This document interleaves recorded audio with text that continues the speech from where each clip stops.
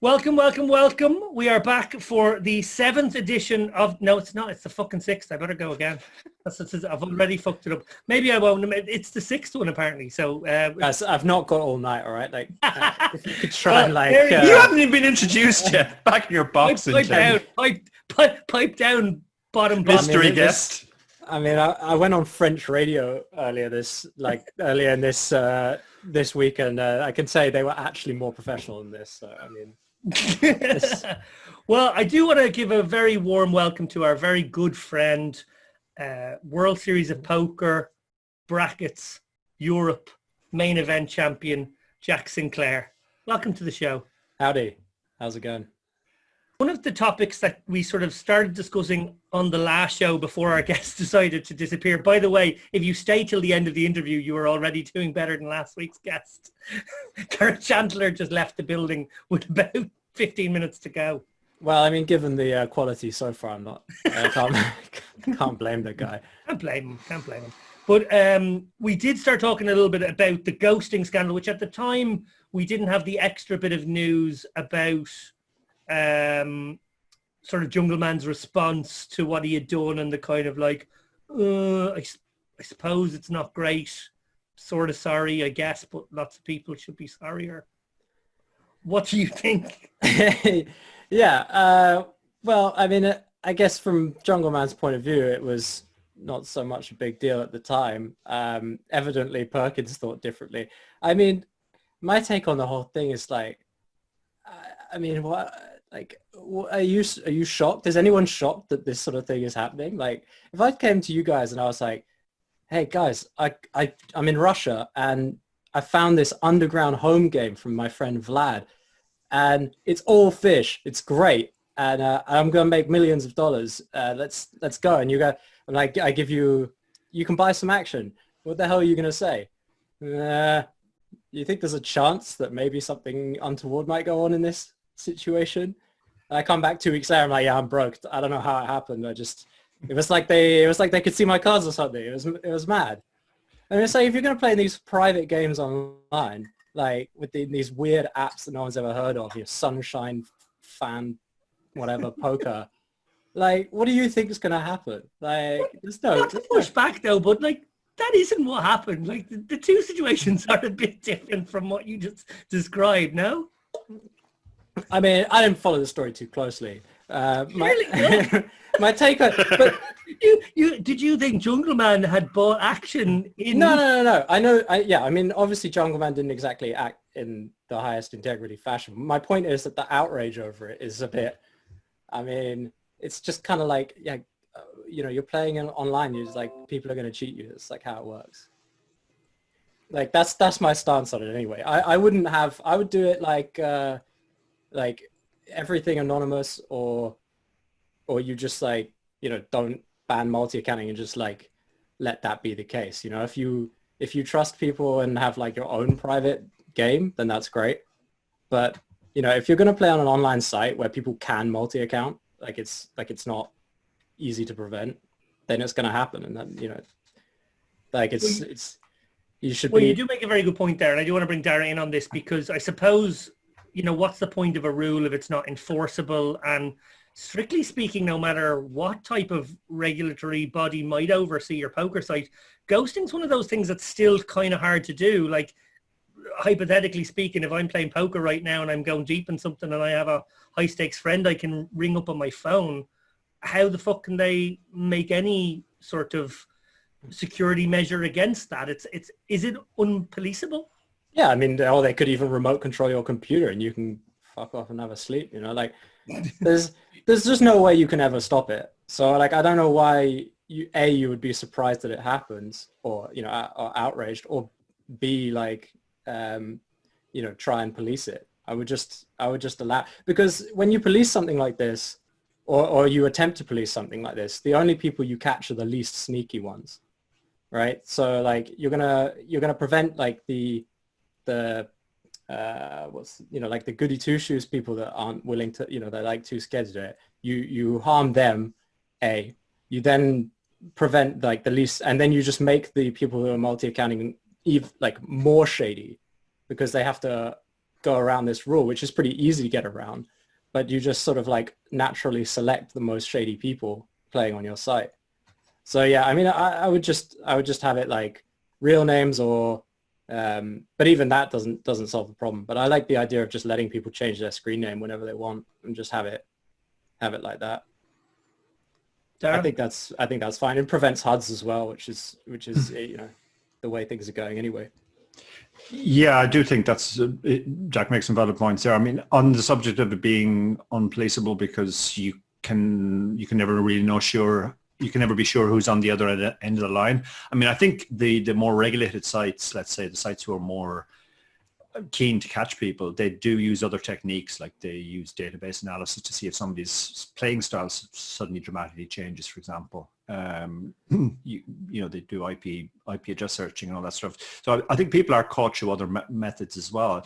It's something which dogs online poker right across the board, but I mean, the apps aren't even, as far as I'm aware, at least the apps aren't even making any attempt to try that.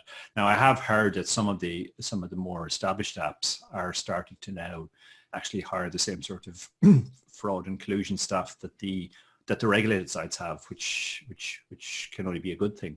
But it's still always going to be a problem in the long term. I think the bigger issue here is, first of all, nobody really gave a shit because it's Bill Perkins and Dan Bilzerian. So like if those guys get stiffed out of some money, like boo-hoo, that's kind of most people's attitude. Also, I listened to Matt Berkey and Christian Soto's latest podcast, and Matt made a really good point, which was that if it had been Bonomo, as a lot of people suspected at the start, incorrectly as it turned out, he would have got crucified.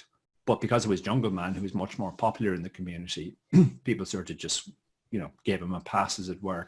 Often these things are a litmus test for how well respected somebody is in the community or how well liked they are, as opposed to, you know, we do tend to judge different people by different standards based on how much we like them. Who was the other person you mentioned, if it had been who? Bonomo. Bonomo. Yeah, I don't know. I mean, Or you, for instance, Jack. I don't think anyone suspected it was me. The most punchable face in poker. I don't think anyone suspected it was me. No.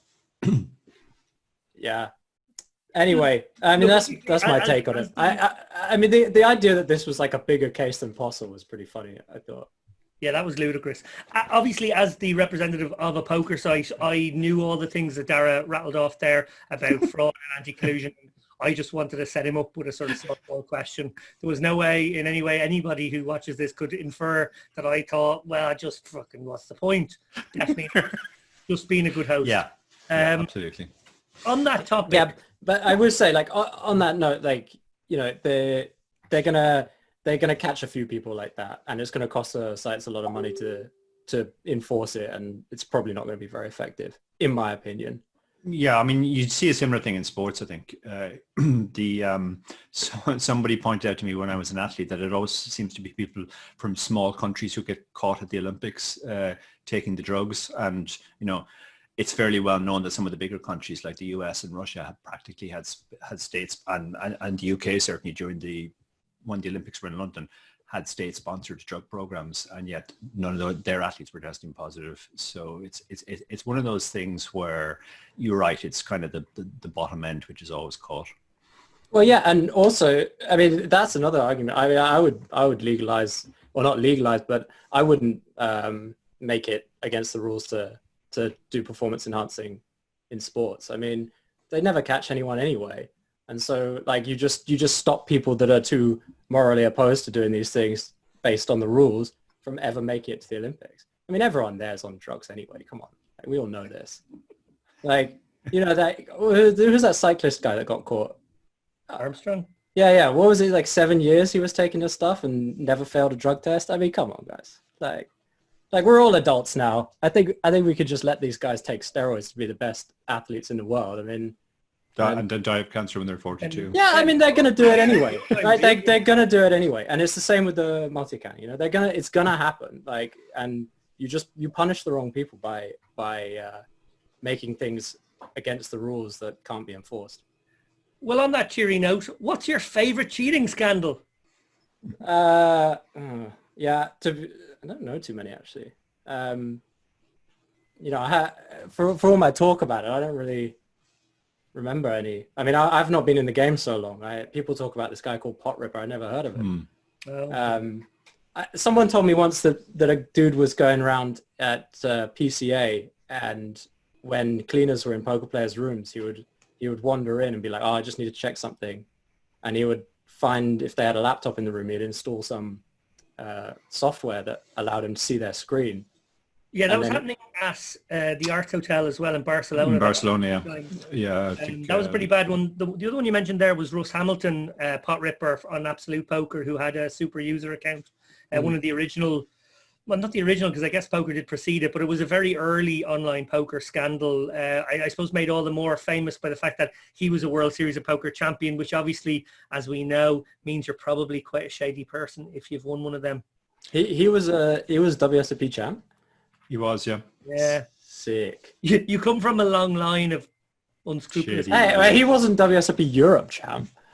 Excuse me. Thank you very much. I'm in good company. I got Helmuth.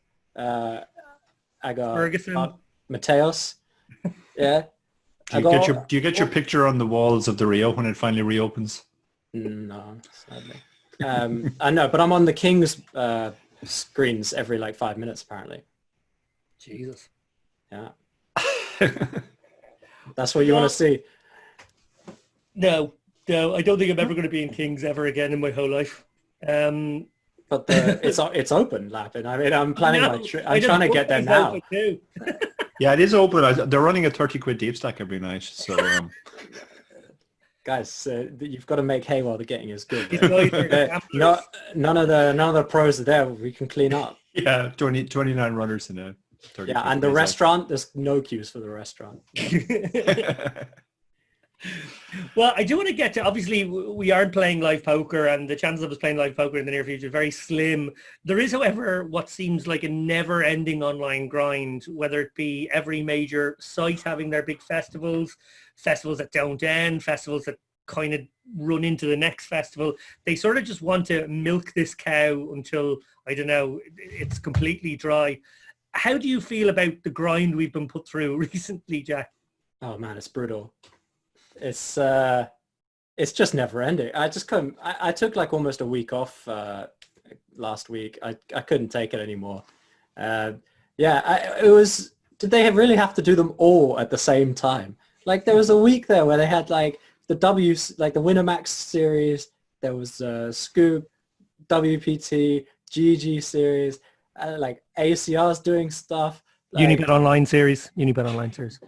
Yeah, I wish I could play that. Unibet closed my account and won't let me open it again. So well, you're on record now saying how cheating. It's a rip. Yeah. Well, I mean, like it's so ridiculous that I can't even play. That I can't play on Unibet. Like I'm one of these idiots that actually follows the rules, right? Like I'm not using someone else's account. But then you like I think about Unibet. You can change your screen name on there every day. Who cares? Like. Who cares if Unibet don't have proof that I live in the UK, which I clearly do, and everyone knows I do. Anyway, look, that's definitely a UK bedroom behind you. Yeah. But again, that's the point. You know, you have all these like, you're working so hard for these compliance rules and everything, which this is probably because of other regulations. But who does it punish? It punishes me, guys. Me. Why can't I should play on Jungle Man's Unibet account. Now that would be a nice story arc. But I want to bring you in on this because we sort of started this show with the idea that, we're all locked down and like it might be nice to create some extra content because people will be just sort of starved for content that's original or live and we're sort of bored and maybe we'll need to do it. But actually in reality, I've never been busier and I know you've never been busier. It's actually ended up being the busiest time ever. Yeah, it's horrendous. I started writing a blog about this, so it kind of put it into perspective for me just how much I've played in the last 2 months. I mean, when I started playing 12 years ago, whatever it was, there was a period where I played almost every waking hour and I didn't take days off, and I did that for years. But then in recent years, it's, with the other stuff that I do, and not just the content, Chipres, but the book and coaching, etc. That stuff has sort of taken more role, but a lot of that stuff has kind of gone away now. At least the live poker has, and So initially I thought, well, this is great. I'll just go back to doing what I did before, which is play all the time and just be at home. And I made a really good start. Like my first 2 weeks in lockdown were my 2 most profitable weeks in a long time. But then bang, immediately straight into the downswing, all through Scoop and the other series. So it got to the stage where I think, the first 2 weeks I was like a kid in a candy shop, basically, thinking, okay, this is brilliant. I can play everything. I'll play more tables. I'll play longer hours. I'll play more sites. And then as it went on, I wasn't really a kid in a candy shop anymore. I was basically the kid in the diabetes ward of his local hospital because he'd had far too much candy. So I have actually started taking days off now. I'm pretty bad at days off. Like today is supposed to be a day off, and here I'm recording this. And before we came onto this show, I spent the day pretty much running around my local park. And I have actually coaching schedule straight after this, but at least I'm not playing every day anymore. But it did suddenly seem like, I guess it was just pure FOMO. And I mean, the start of lockdown was amazing as all the recreations flocked back. And the first 2 weeks were just absurd. Like, I don't know, do you guys play on Winamax? That was ridiculous. You guys need to get someone else's account and play on it. It's like it's recurring thing. It's so good. Like, I mean, it's gotten worse now, but like the first 2 weeks, I don't know if there's any money left in France, but like we took a significant portion for sure. Like, yeah, it's the stuff's great, but like now the games aren't so good anymore. I don't think, or it doesn't feel like they are. No, the games definitely aren't good, and you can see that on a macro industry level. Like the numbers are down right across the board. There's one tournament I use as a sort of a bellwether, which is the 55 PKO on Stars, which at the peak of the lockdown boom, that said, actually went up to being a 200k guaranteed every day, and now it's back down to being 80. So that's the one that's sort of tied to the 530 one, right? It starts at 5:30 UK time. So yeah. So it's there's the 530 version of it, right? Yeah. There's a 55 as well. Yeah, that's a good barometer, yeah, for sure.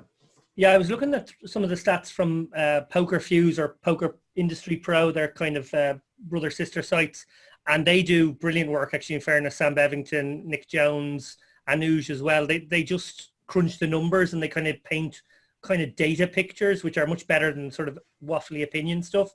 And their work has painted a pretty clear picture of what in some sites or for some sites has been as big as an 80% increase in that period, and has in some sites has actually dropped now below where they were. Most of them are still above where they were, but not much, So it's a huge, jump and dive.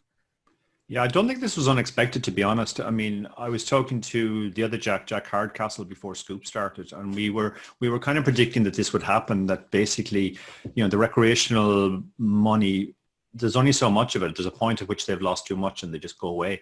And like I talked to a lot of recreational players as well, and I was getting a sense from them they were already getting tired and sort of like, okay, well, I went back to playing online poker because it was something to do in the thing, but I'm actually not even enjoying it anymore. So it was fairly clear that the crash was coming, I think, even before it came. The fact that every site decided to put on a mega series was just kind of the last, what was that final Monty Python album called? The final. The Mint. Yeah. You're absolutely right there. And I think that's kind of exposed something a bit worrisome, really, which is that obviously there was a lot of money around, the boom was happening, all the guarantees were going up, the sites were all putting on these special things, extending their special things. And nobody sort of thought, well, let's be a bit more moderate or a bit more measured about our approach here. And I suppose it's very hard in the competitive industry to marshal that. But, people like Pads have obviously spoken out in the recent weeks, and sort of that opinion has been echoing around. Most professional players at this point even feel, yeah, do you know what, we probably do need to manage the ecosystem a bit better. Loads of people flocked back. Lots of the Sunday grinders started playing every day. Lots of people who stopped playing maybe a few years ago came back, and they all got kind of devoured in no time and had a shit experience. Thought, this is actually no fun, and it's put them off poker. They might have been even the type of people who come back once a week, and it's actually sort of burnt them. Yeah. I mean, I even had a good series and I don't want to play anymore. like, like it was good. Like first, I don't know how many weeks it took. What was it, like a month and a half or something of just like playing every day? Like, Yeah. and I'm like, I mean, okay, like I got 12th in the main, which pretty bummed me out for a few days. I guess that was like that really made me want to, you know, take some time off. But then I was like thinking about playing again. I was just like, no thanks. Yeah. I played a Sunday and I was just like not enjoying it at all. And then took a week off. Yeah, it's interesting to me to hear you said that you ran well and you still wanted a break, because I wondered how much of my desire for a break at the end of all the series was just the fact that I was running so badly during most of the series. But yeah, I think the other professionals I've talked to as well, we all just sort of played way too much. Yeah, I played 34 days in a row, and then I played twice a week for the next 2 weeks. Yeah, I mean, 34 days in a row, like, I mean, I know you going back years, Dave, I mean, 34 days is probably what you would normally have done in 2008. Oh, yeah, well, back in 2008, yeah, for sure. Yeah. But, yeah, I mean... Yeah. And the whole sleep schedule got inverted. Like I was going to bed at 5 a.m. every night. Even if I finished the grind at 1 a.m. or whatever, Doesn't matter. I'm just going to stay up till 5. And as soon as like there's full daylight, then I'll go to sleep. And then I'll wake up at 2 p.m. or whatever. And, you know, have enough time to just about have breakfast and feel semi-human again. And then I'm just like logging in. Yeah, it's pretty relentless. Well, right before this interview, I was actually doing a bit of editing. We have an interview coming up with Maria Konnikova, which I was cutting away. And I came to a bar dinner. I wrote it down because I thought it'd be nice to maybe tie you into this, Jack. She was talking about screen names, and Dara said that anything braggadocious is almost always a recreational player. So fair play to you on some level, because you've pretty much chosen the most braggadocious screen name in poker. Swaggersaurus, obviously, there had his 12th place finish there recently as well. Oh, David's internet's gone. Uh-oh. David. Well, I mean, I think we could tell where it was the gist of the question. Wait, actually, well... In the main. There he is. David, your internet cut out there. Oh, I'm so sorry. Where was I? Anyway, okay. no, Jack just said he had the gist of the question. So I mean, I filled in the gap with some quality. Well, no, I probably didn't get to my professionalism. question, which was actually that even though I don't know you that long, you've always struck me as somebody who was very into leveling. I don't know, even just in our earliest meetings, you come across as someone who's always looking to get one step ahead. And I just thought, to what degree in your overall maybe life, before poker even, was that something that you were always very strategic or tactical about, like trying to convince someone to think one thing and just nip in front of them? Yeah, I don't know where I mean, that is true to an extent. I don't really know where it came from. But yeah, like I was very into Darren Brown when I was younger. I really was like that sort of mental games and stuff like that. Always very, very much appealed to me. And yeah, obviously, you know, I'm into leveling. The first time we met, we played heads up. So like, obviously there's some levels. Going back to the screen now, I would say I was a recreational player when I made that screen name. So that's... so good read from Dara. Yeah, so that would... I mean, but isn't that the case with most people's stars names? I mean, you know, that's the first one you get. Yeah, mine is named after the band that my girlfriend at the time liked, which is a very outrageous name. Fish and Boys. She was a big Fish fan. Oh my God. Fish is... You poor thing. I was made go to some of those concerts. If you're out there... You were a fish head. They were tough. They were tough things to go to. They were like 9-hour concerts. Of 9-hour improvisational jazz, sub-jazz jam, yeah. Oh my God. They were grim. Yeah, Lots of good times in that relationship, but that was grim. Yeah, I mean, I didn't actually have a Stars. I think Stars was one of the last sites I got onto, and I was already playing professionally by the time I got on there. But yeah, I never did the like all my screen names have always just been some variation of my own name, because I think that's that to me is just unacceptable. Like how you can like two things. All right. Firstly, like there's the obvious point, which is like, why would you want people to know who you are, like across sites, right? But that's pretty minor. that's whatever. Like, okay, fine. Like, I can understand if you come up with just like the GOAT name, you want to stick with it. That's whatever. Some people it really doesn't make any sense for. Like, I saw some guy, I'm not going to say it, but like some huge knit on the stars. And then they made their party, when party gave everyone like everyone gets to redo their account. They chose the same name. Like, we don't have hand histories. There's no HUDs. Like, there was no way I could tell that this account is a knit, except for the fact that they told me that they're a knit. It was like, what are you thinking? Like, it's like it even has numbers in it, and you're just like, leave the numbers at the end. Like, what? Anyway, that's another thing. But to just like use the same name everywhere when it's like your own name. I mean, come on, that's just a lack of passion. Imo. Come on, Dara. Yeah, I mean, I just put really little. I think the first site I signed up for was Ladbrokes, and I just signed up as Doe Carney, I believe, or it might have been Paddy Power. And then when I got to sign up to my second site, I thought, well, I have to type this in every time, and that's like 8 letters. So could it be shorter? So what's the minimum? So I think the second site I signed up, you were allowed to only have 4 letters. I played around with it and it just had to be 4 letters long. So I just took the first DOKE and that was it. Yeah, Doke is it's a cool name. I don't mind this screen name, but like.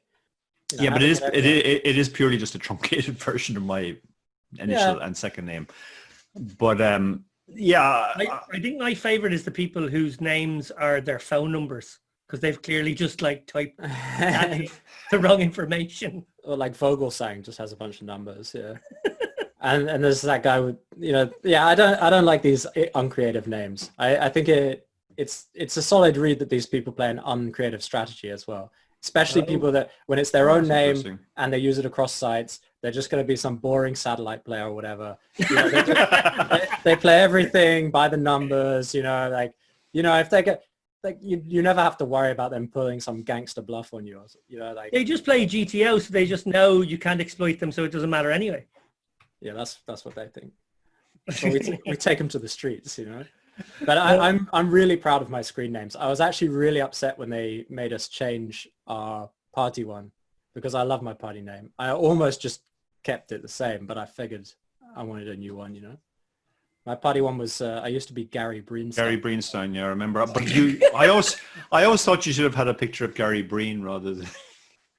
Yeah, well, I mean. Breenstein. Yeah, despite the fact that I'd never heard of that person. You've never heard of Gary Breen, which makes it even more impressive that you had chosen this. Maybe but the problem is I knew straight away it was you.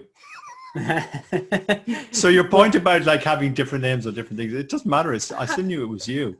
And I mean, I also guessed Foxen's name on party because it was fairly obvious that it was the kind of name he would have.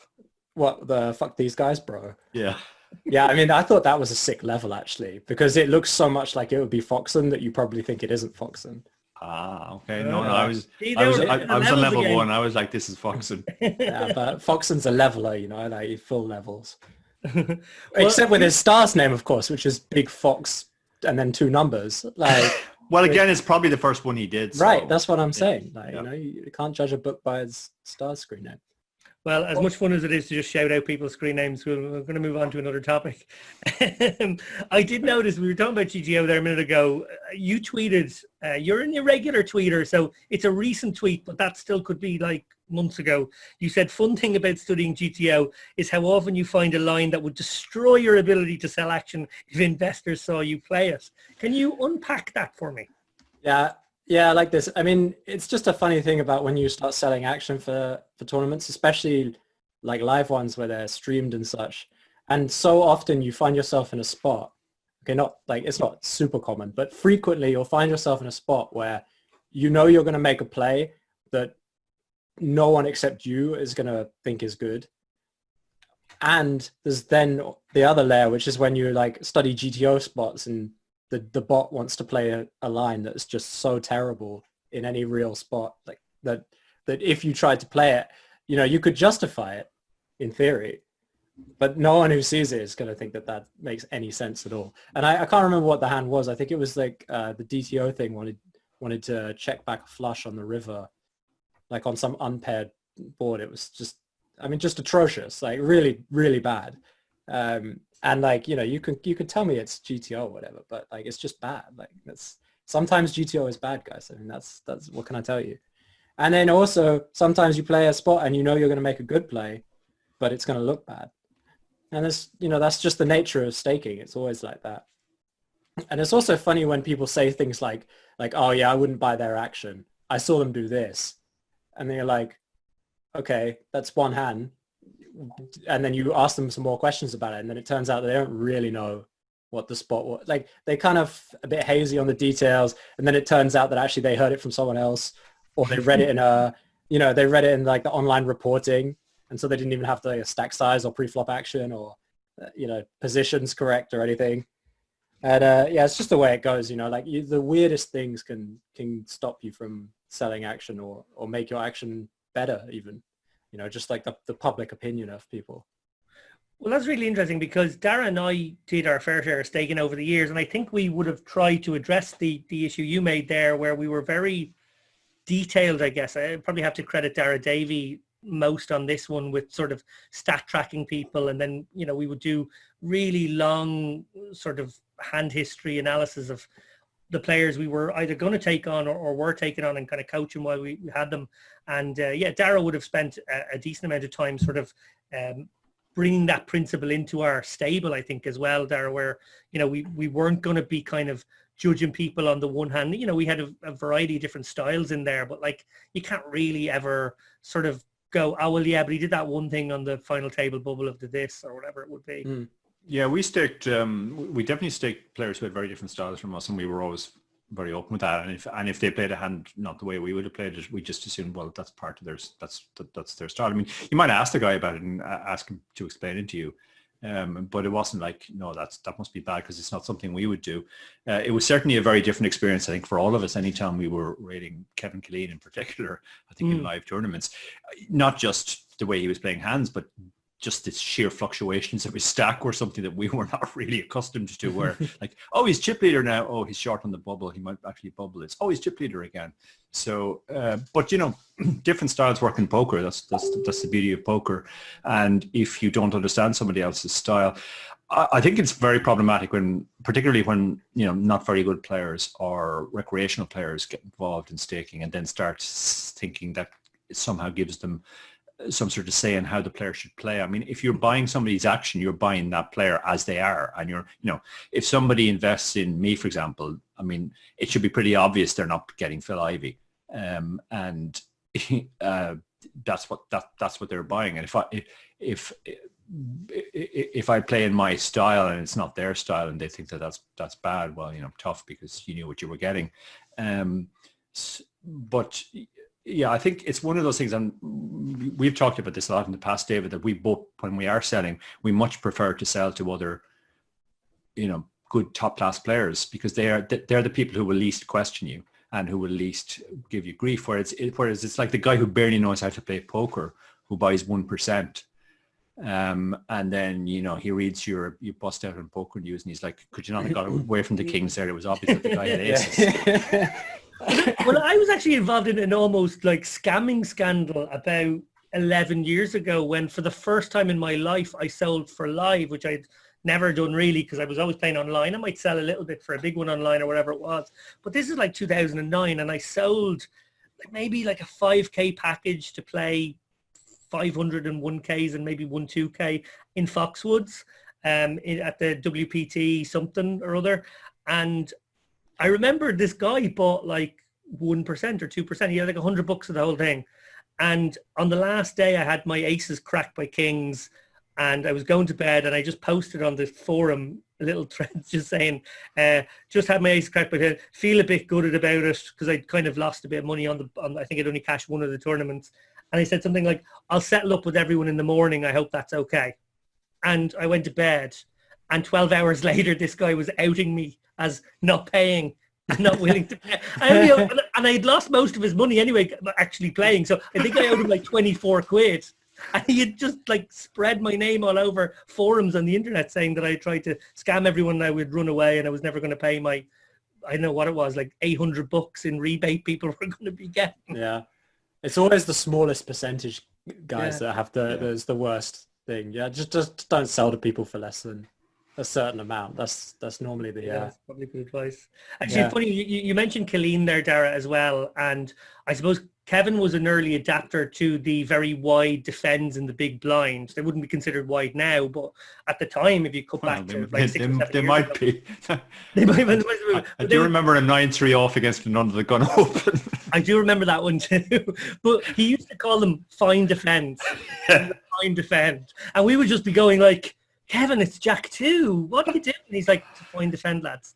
And this blew our minds, because this was just something. This was like we'd auto click the automatic like fold button on these ones online, and he was just like, oh, no, it's guys doing it from the hijack. You got to defend the Jack 2, and there's board textures. And this, in fairness, was probably not a bad overall counter strategy to the game at the time. It was actually probably better than what we were doing, but it was completely anathema. Still not as good as the 3-bet, but one thing I say on that is if I had the choice between someone like that or like some guy that's just like I don't know, always sticking to whatever the accepted wisdom is, like if it's a long-term deal with like coaching involved, I'd much rather have that guy, because he's thinking about every spot and he's not stuck in the dogma, like like you said, like the loose defends that would have been considered super loose then now are just standard, a lot of them, right?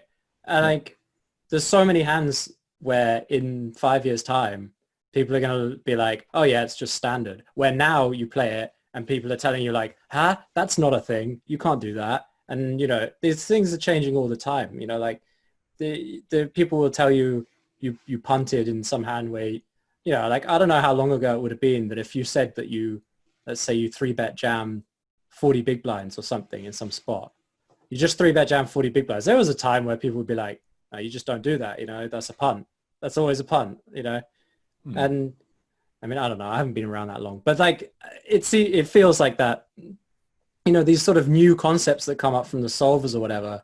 Yeah. And then, it's like all these solver punts that, people would have criticized you for and maybe, dropped you or whatever, whatever, stopped taking your action or badmouth you or berate you for making these bad plays, which just then becomes standard. And then later on, maybe they stop being standard because people realize that the solver's actually punting in real game. Like just you have to be really, you have to open your mind a bit more, like be able to look past what is standard of the time, because it changes from the time and situations and everything. And you can never be sure that something is 100%, Yeah, it's true. I think different dogmas tend to replace each other too. It's almost now the case. There's certainly too much faith put in solvers, let's say, where if the solver says it, people say, well, that now we can't argue with that anymore. And these are from people who are not even computer experts. So there's always a level of uncertainty and doubt in there. And even like when you run a PIO sim, you're not actually solving the hand. You're solving a toy game based on the hand, where you're setting parameters, not just in terms of what the ranges are, but what the bet sizes that are allowed. For example, it might be that there's a bet size you're supposed to use that you're not even considering, and because you're not telling the solver that, the solver's going off and doing the best that it can with what you've given it. But even then, like when you run the solve, it goes down to 0.2% or whatever. But there's still that level of uncertainty. It's never a perfect solve, and yet people are treating these solutions as if they are absolute perfection. Well, I suppose they are a great baseline, and I suppose when I think of your development in the game, Dara, I've known you for probably 80% of your career, 70% of your career. I would always have seen you as somebody who sort of had a very solid core strategy and a very kind of close to balanced baseline strategy. Probably similar to myself, never went too wild with the loose aggression, never, over knitted it up either, despite what some might think. And as a result, probably rode a kind of a wave where you were a decent few steps ahead of the curve all the way, even though maybe at some points in that were never the most exploitative player out there, for example.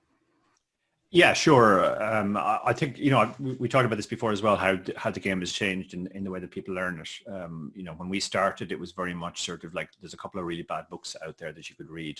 But for the most part, you learn by playing. And then beyond that, you learn by talking to other people who play. And it became sort of a challenge of how good your social networking was and who the people you got to talk to about hands were.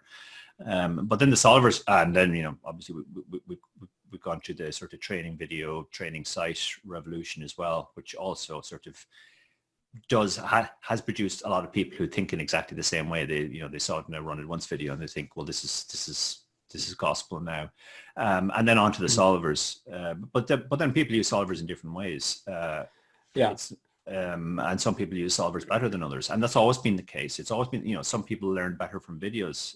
Some people, it's just passive watching for them. They might pick up a tip or two, but other people actually learned a lot from videos. Other people learned a lot from talking hands with their friends. Other people, it was just part of passive conversation.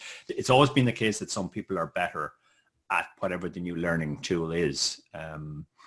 It does seem like that the next level or the next stage might be these essentially practice tools like DTO, where it's not that you're running your own solutions, but you are sort of using something which is a solid fundamental strategy, and you're just training yourself by with lots and lots of reps. It's very hard. It's always very hard to see what the next big thing is going to be beyond that. But certainly over the course of our career, and you and I have been playing roughly the same amount of time, David, we have seen sort of a move more and more towards we learn from machines now rather than from other people. Well, just going back to the solver thing, and you said a very good point, which is that it depends how you use it, right?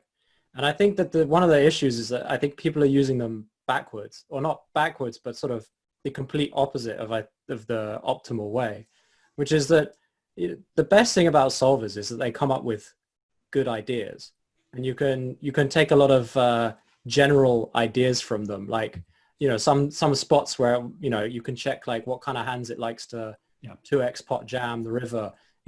Maybe it's c-bet, like in a 3-bet pot it will jam flop for 1.5x pot, which you never did, and it gives you an idea and a sort of general range of things to do these things with. But the way people use solvers, it's like they go through with a magnifying glass over a flop c-betting spot and try and learn how to c-bet on 1,000 boards, which combos make a best thing. Oh, should I bet 60% or 33% on this board? Like, oh well, this board's actually, you should bet all of your range for a big size. Like, the issue with this that I have is, firstly, the difference in EV of these different strategies is minuscule. Secondly, it's impossible to remember it all. And thirdly, it's just so time consuming. I mean, like, if someone say like, oh, what's the strategy on, I don't know, ace, jack, deuce, rainbow, you're in position, c-betting spot. So like some guy might tell you, oh, I don't know, you high frequency c-bet. Well, that's good. You learn that from a solver pretty quickly. And someone's like, oh, you have to bet big. You have big nut advantage. You've got to bet big here. Like if I see someone bet small on this board, instant bad reg. Like I can't, like it's just a huge mistake not to bet big. I mean, the difference between betting big and betting small on this board is irrelevant.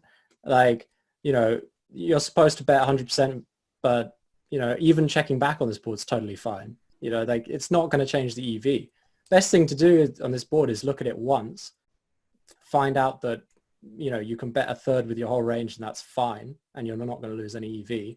You might even be doing better than it thinks because, your opponent's not playing a great strategy, and then move on. Or you could even find out that you can bet big on this board, and then maybe you want to build a range of that as well. But you do that by playing. Yeah, I totally agree. I think one of the things you said to me recently, Dara, I won't name the player, but you said somebody had made a claim that they were the best hijack versus cut off 25 big blind player in the world because that is what they spent like a month or two on. And you're just kind of like, what the fuck is the point of that? Like, that's fucking mad. Yeah. Maybe there'll be a special tournament where you're always in the hijack against the cutoff, and you both have 25 big blinds, and then that person can ship a bracelet. It's a steal the cutoff tourney. No steal the button anymore. You steal the cutoff.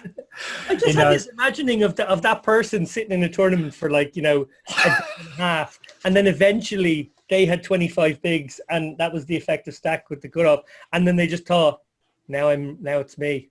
Now, this is my time. And the flop comes, and they're like, check fold. No. Got him. Yeah. It's I mean the whole thing about solvers, like I do a lot of coaching for recreational players as well, not just people who are trying to make it as professionals. And I mean, you see every time you introduce somebody to solvers, you see the same process where they go through, oh, this is brilliant, this is going to solve every single spot that I ever play, and I'm going to learn all those. I mean, Jack hit the nail on the head. Really, the solver is there to generate new ideas, and a lot of the best ideas that we're seeing in poker, they come from the solvers. Then a few people start playing them in the high rollers, and they gradually filter down. I remember hearing an interview with one of the guys who did one of the original AI programs, and he said that when they started, they wanted to speed the process up. So they asked a couple of the best players in the world, okay, well, like, what can we take as absolutes that they don't have, because it was a neural network, so it had to think about like try everything and then see what works. But we don't want it to do that. So there's some stuff like, well, if you're on the river and it's checked to you and you have the nuts, you should always bet. You don't have to consider checking.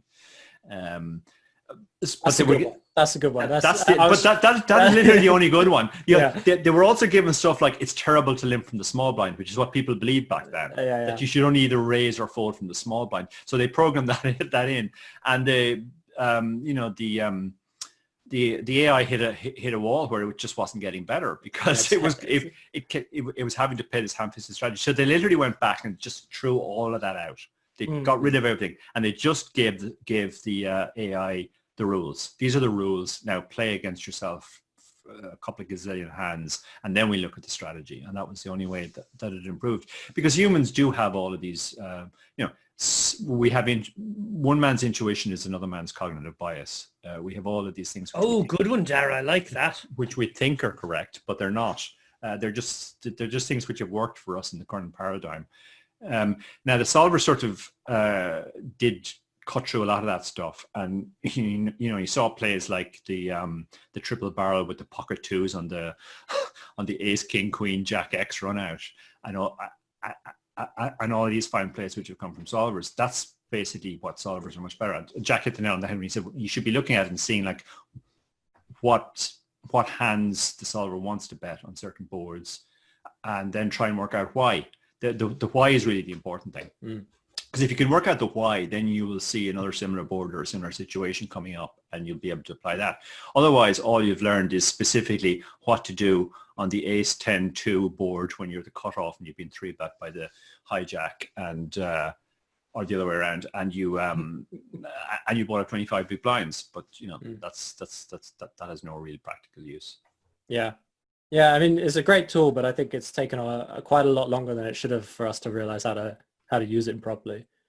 I mean, the one thing I really hate is when you're having a discussion about a hand and then someone solves it, and like that's it. The whole discussion is out the window.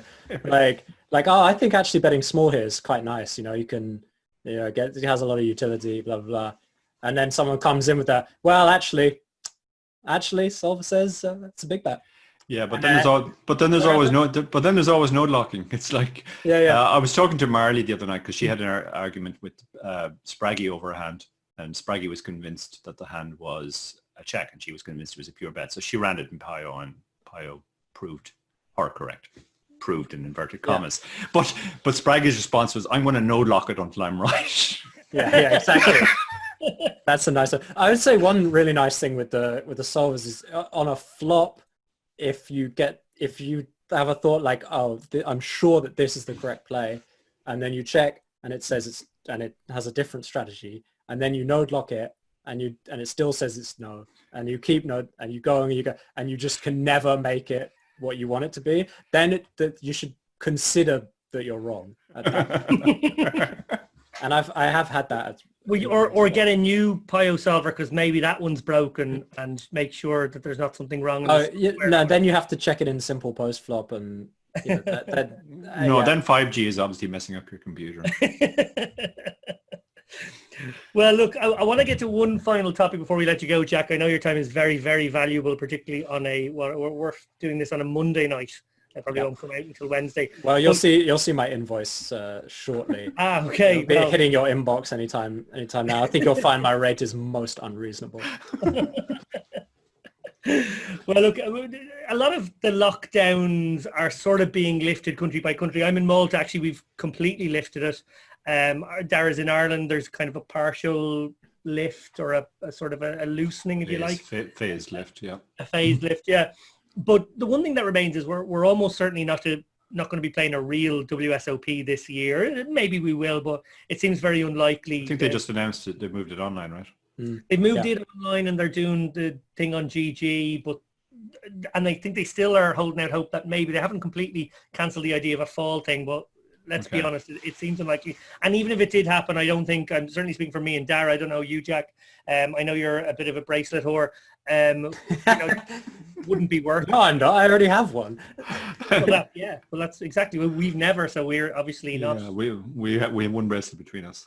Yeah, one bracelet in the room. But I did want to ask you, like, obviously at this time of the year, you guys would both be out there already. I'd be packing my bags ready to go out for a shorter stint.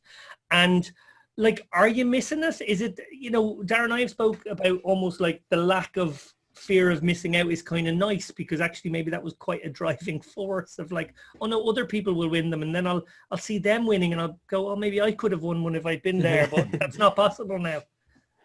Oh yeah, I mean, it's impossible to skip, that's for sure. Like, I can't watch these other people winning bracelets. That's no way. Do I miss it? I mean, yeah, a little bit. I do like being out in Vegas in the summer, for a stretch. I mean, not the amount of time out there is quite absurd. I don't think any human being should be out in the desert for over a month. But no, I do quite like Vegas. And yeah, I'd say I miss it. Some of the nice food spots that I like to go to, like I like shooting guns in the desert.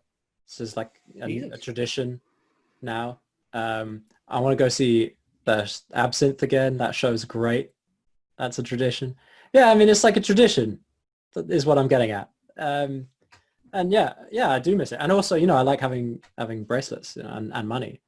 So, all these things combined, yeah, I would say I do miss it a little bit. I was just thinking about the Aussie Millions earlier today. Yeah, that's really random.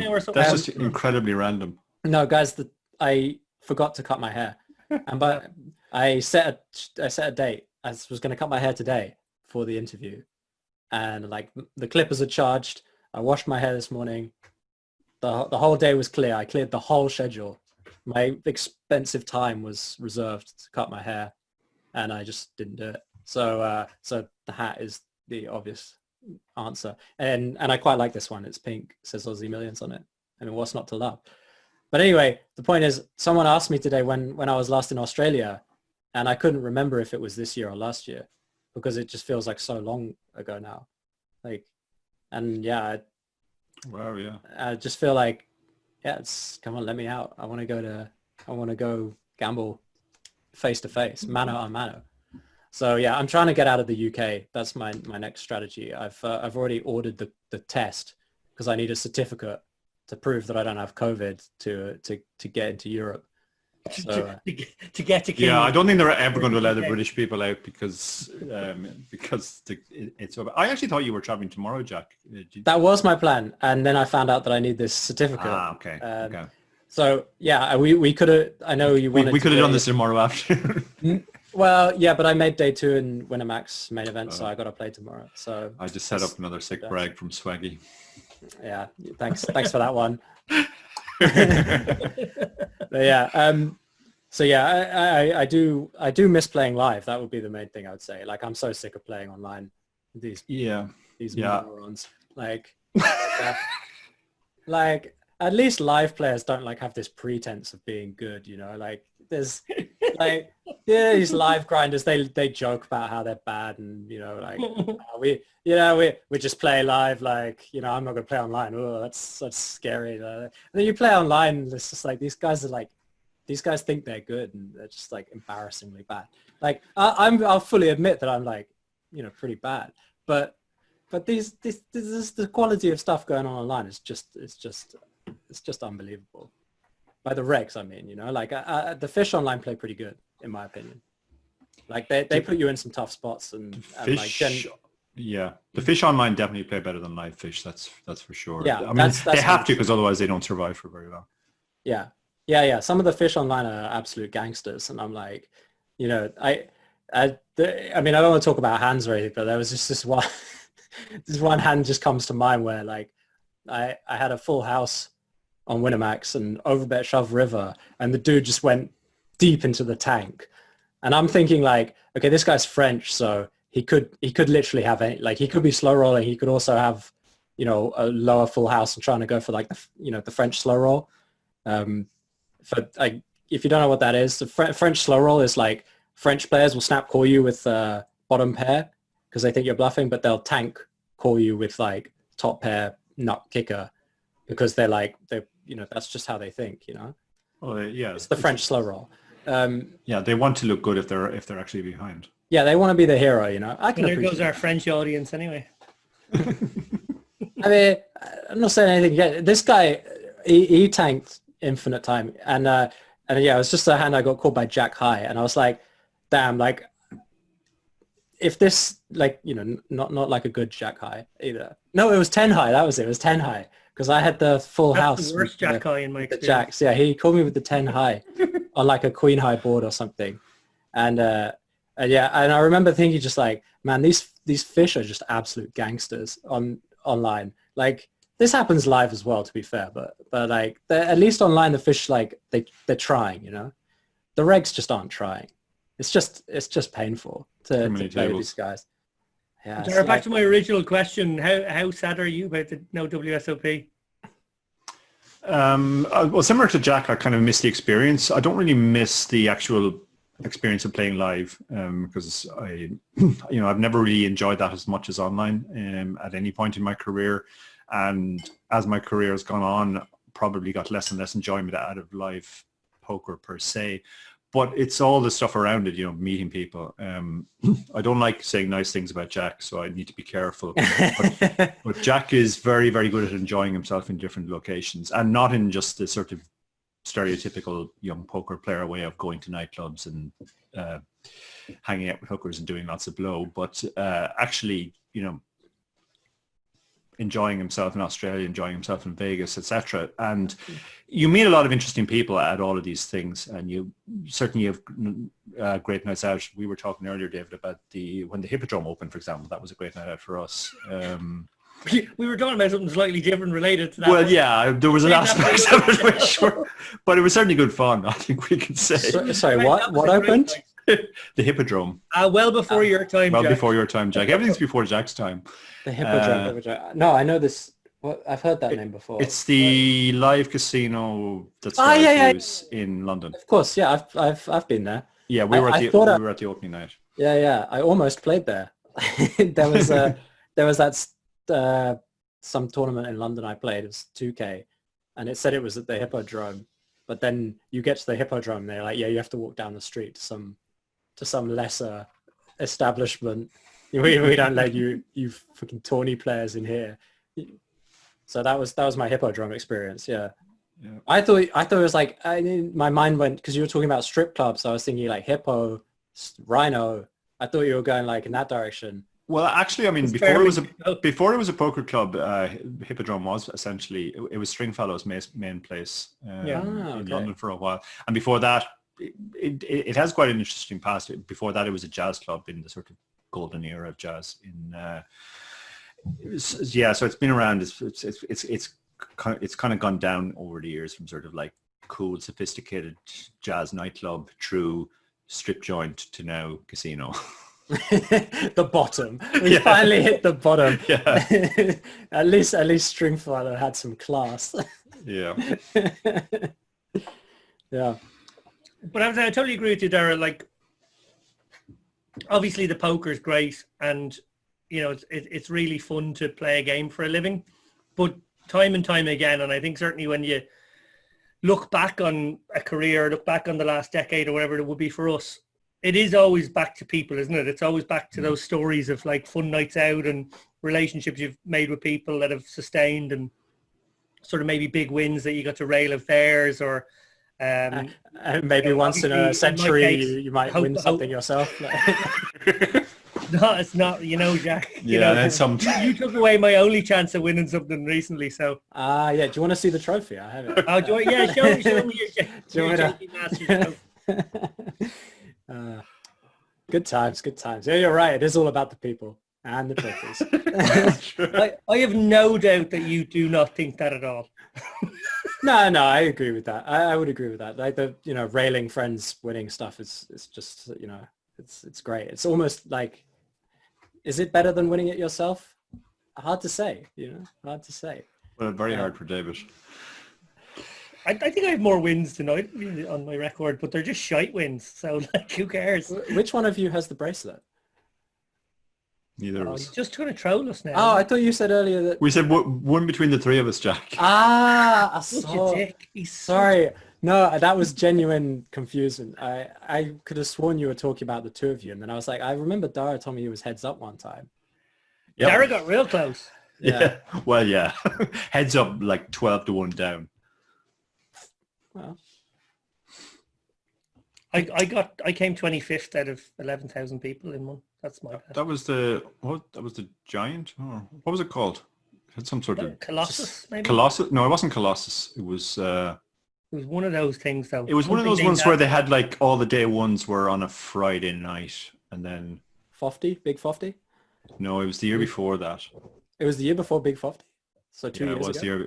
it was 2 years ago. Yeah, my main memory from that was the bubble was incredible because David was actually super short and stalling his balls off and tilting a French guy at the table because of the stalling.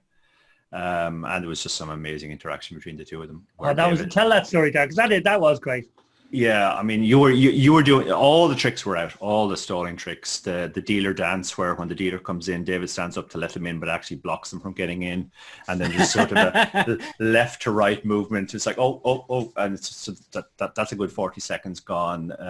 You know, somehow David kept finding cards that were marked. I mean, somebody at the table. Someone was marking those cards there. Somebody was clearly marking, and as soon as they were marked, David was spotting them.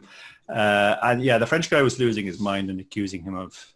He called me, you are a fake tanker. You are fake tanker. Yeah, he didn't use the correct word. So then there was a large argument where you pretended not to understand what fake tanker might mean and asked him to please translate that into English. I called the floor over, which caused another 2-minute delay to get the whole thing explained. Yeah, and then when you do eventually get through the bubble, or actually, was it before the bubble or when he was in the big pot?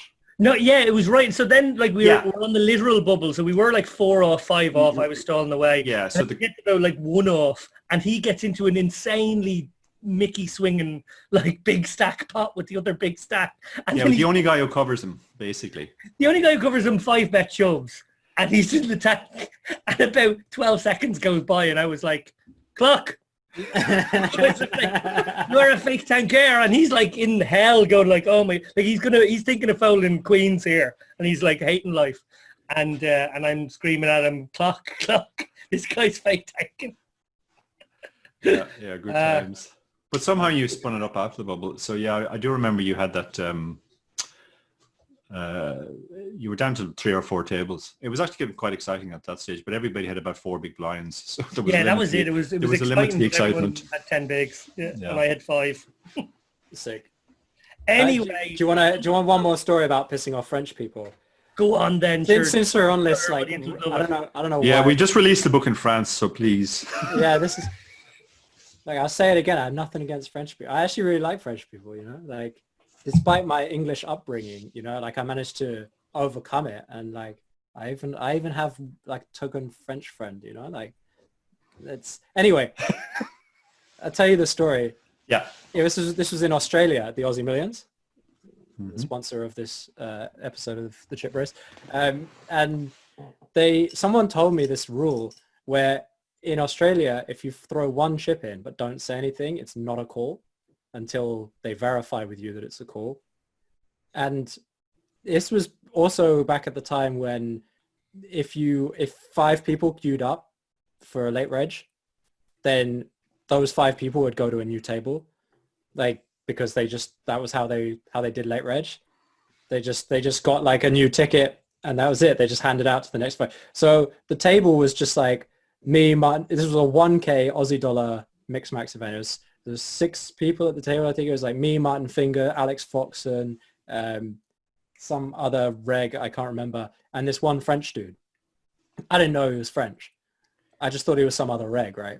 He's at the opposite end of the table to me. So someone mentions this rule and we're asking the dealer about it. And I'm like showing her the action, like with the ante. And this was also when they had regular ante. So I just have like a 25 chip, with, like a 10K stack or whatever.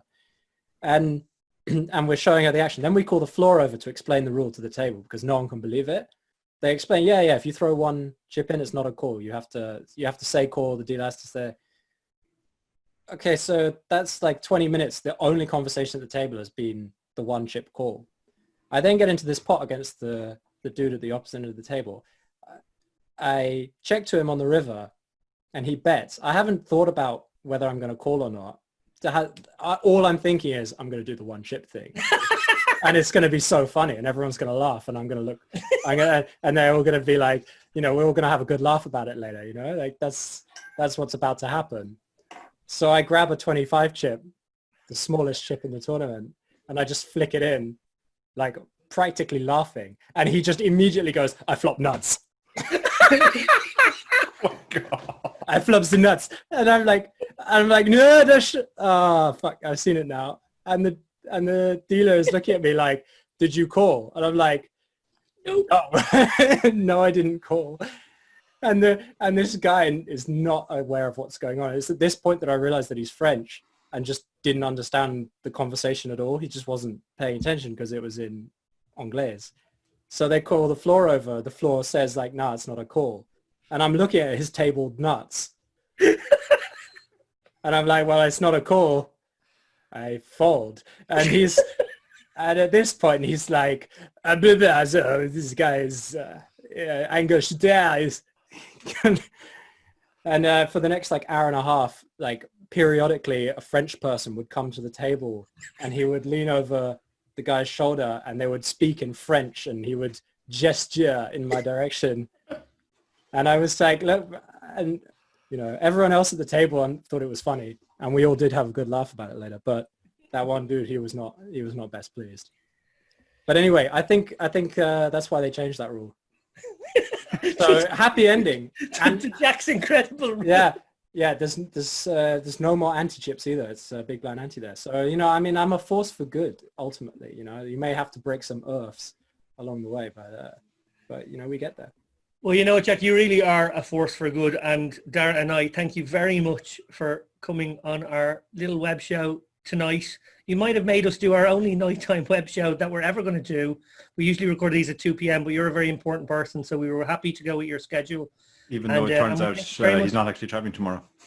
Yeah, just because I wanted to force Dara to work after his marathon. yeah.